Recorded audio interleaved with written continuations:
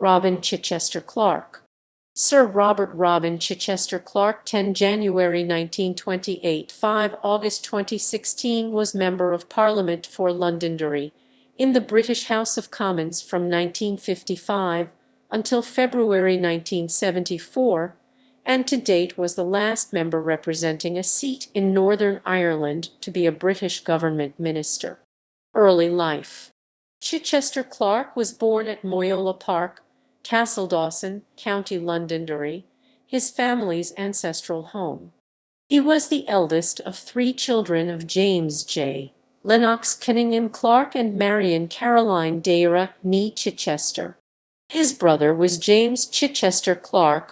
In 1924, James Clark, SNR, changed the family name to Chichester-Clark by deed poll, thus preventing the old ascendancy name Chichester, his wife's maiden name, from dying out. On his mother's side, the family are descended from the Donegal Chichesters, and were the heirs of the Dawsons of Castledawson, who had originally held Moyola Park. He was educated at the Royal Naval College, Dartmouth, and Magdalene College, Cambridge.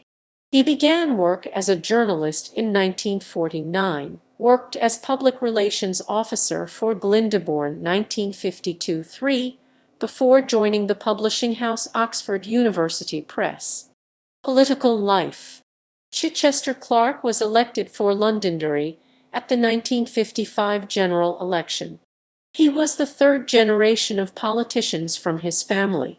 His grandfather represented Londonderry at the Imperial Parliament at Westminster. His grandmother, Dame Dara Parker, and father were both members of the Parliament of Northern Ireland. His brother, Major James Chichester-Clark, was Prime Minister of Northern Ireland from 1969 to 1971, but resigned in the face of increasing violence and internal Ulster Unionist Party splits.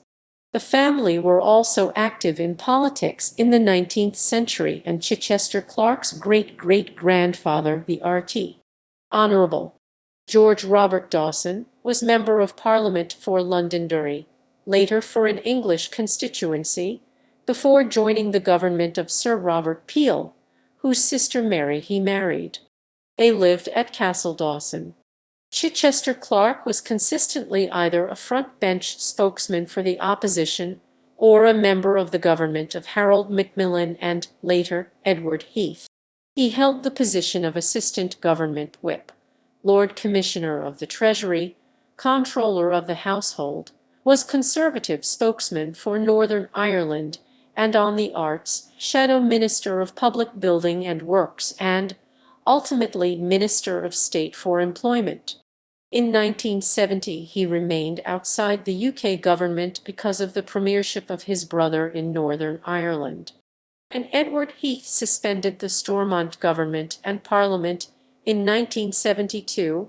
He asked Chichester-Clark to go with William Whitelaw to Northern Ireland as Minister of State. Chichester-Clark did not accept, but later joined the administration as Minister of State for Employment. Before the first 1974 election, he announced his retirement from the Londonderry constituency and did not put himself forward for re-selection. Later life.